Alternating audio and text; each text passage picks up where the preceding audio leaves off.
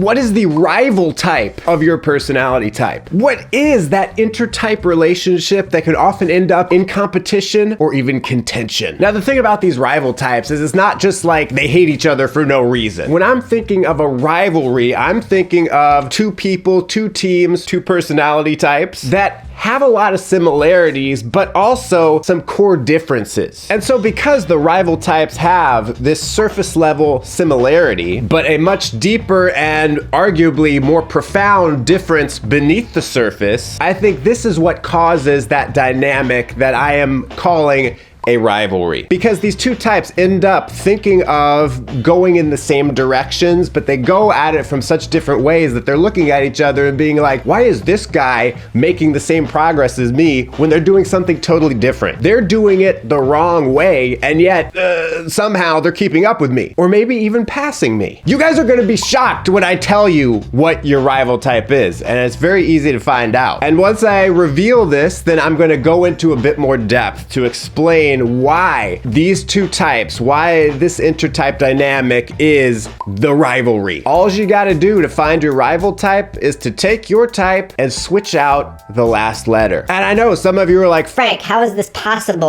Like, I am between these two types. I can't figure out if I'm one or the other. So here's the thing, and this is a big point of misunderstanding for many people who are just getting into typology, I think. An INFJ is not just an INFP who is more organized. I know it's confusing. They're just one letter off, one little letter difference, but that one letter makes worlds of difference. These two types are very dissimilar. And it's true, we have 3 of the 4 letters are the same, and especially important are those 2 middle letters, because the 2 middle letters is where the communication is. Like, that's your communication style. So ISFJ, ISFP, they're both talking SF. They're both talking the sensory, which is the real world and the facts, and they're talking the F, which is the feelings, the just like, ooh, what's the vibe of things? We're not talking about the logic here. So yes, initially on the surface, these types, when they're talking to each other, it's like, yeah, we're sort of talking the same language. We get each other. Arguably, this will lead these rival types on somewhat similar paths in life. They will probably end up in similar spheres. They might go after similar interests, the same kind of jobs, etc. And this is what really sets them up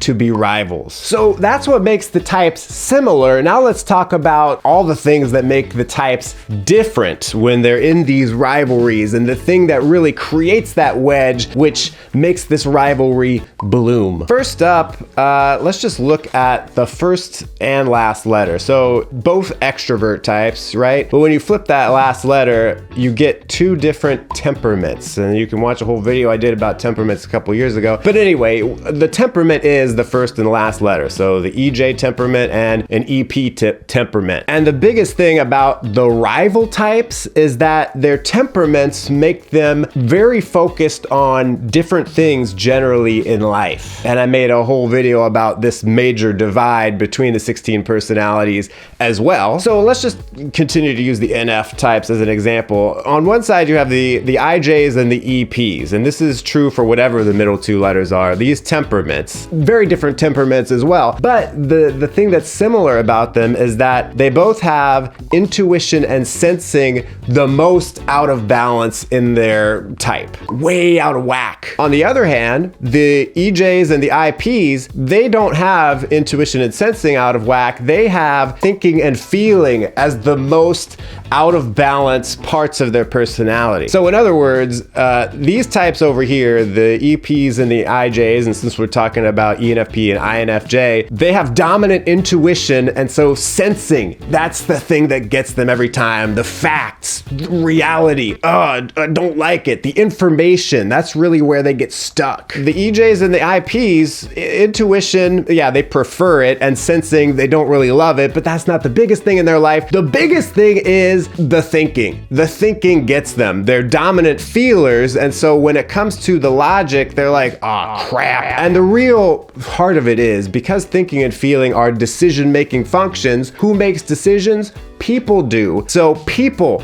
is the big problem here. So for these guys, the people, not as big of a deal, but the information is. For these guys, information, the sensing, not a big deal, but people and the decisions they're making, it's so difficult. It's the biggest life problem. That's really where the rivalry starts to fester. They're going after the same things. These two types, for an example, they're going after the ST kind of stuff in life, whatever that might be.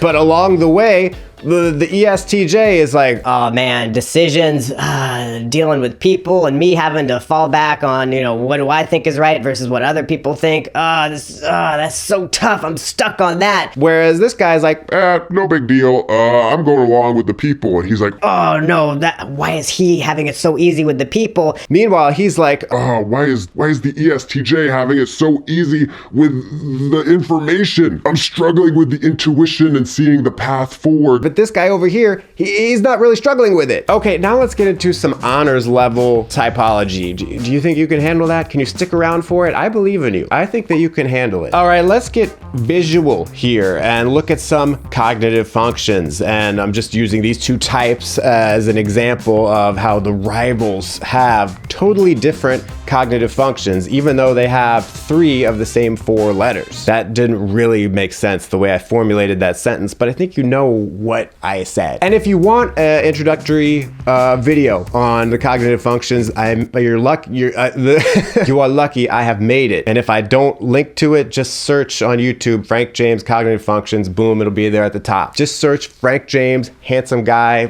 But anyway, take a look at this though. So you have, all the same things. Everyone has intuition, sensing, thinking, and feeling, right? But if you look at these little letters I put next to it, the I's and the E's there, that indicates whether or not your cognitive function is introverted or extroverted. And if you are astute, you will see that for the INTP, they have introverted thinking and extroverted intuition, whereas the INTJ has the opposite of that, introverted intuition and extroverted thinking. And so while those are generally kind of the same, it's intuition thinking, they're also very different. When you prefer an introverted perceiving function like intuition or sensing, you're really trying to narrow stuff down. You're not looking for a wide breadth of information. You're not trying to take in a bunch of info. You're really trying to look for just a little bit. You're trying to just organize it, get it cut down, and maybe you're just looking at old information that you know already. Whereas on the other hand, the rival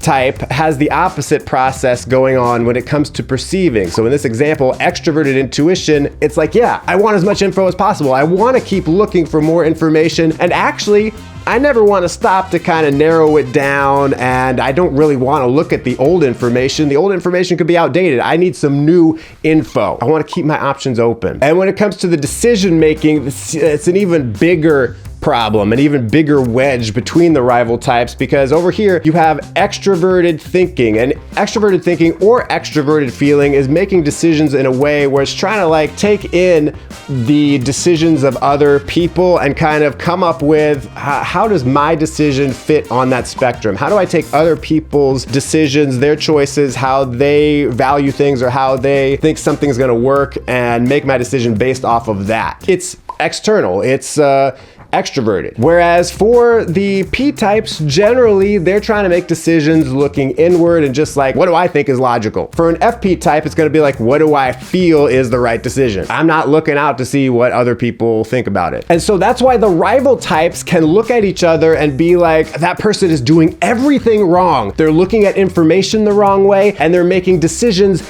in the wrong way. And yet somehow they're still right next to me the whole time. Now, you may recall that the mirror type, aka the shadow type of each personality, is actually somewhat similar to the rival type. So while the INTJ's rival is the INTP, the INTJ's mirror is the ENTP. So Frank, why aren't these types rivals? Now, of course, yes, I think that they will have a little bit of competition and contention between them, but I think that their temperaments align in such a way where they both get hung up on the same stuff. These two types in particular will always get hung hung up on the information, and so they'll be able to look over at the other guy and be like, haha, that sucker, he's he's just like me. He's getting tripped up on the sensory. Whereas with the rival type, it's like, hey, why isn't he getting tripped up on the sensory? It's not fair. How does he do it? Why can't I just do it the same way as him? Why can't he get tripped up on the same stuff I get tripped up on? Here's a good question. If you are, for example, an INFP, does that mean every time in real life, or even most of the time in real life, when you come across an INFJ, your rival type, that you will,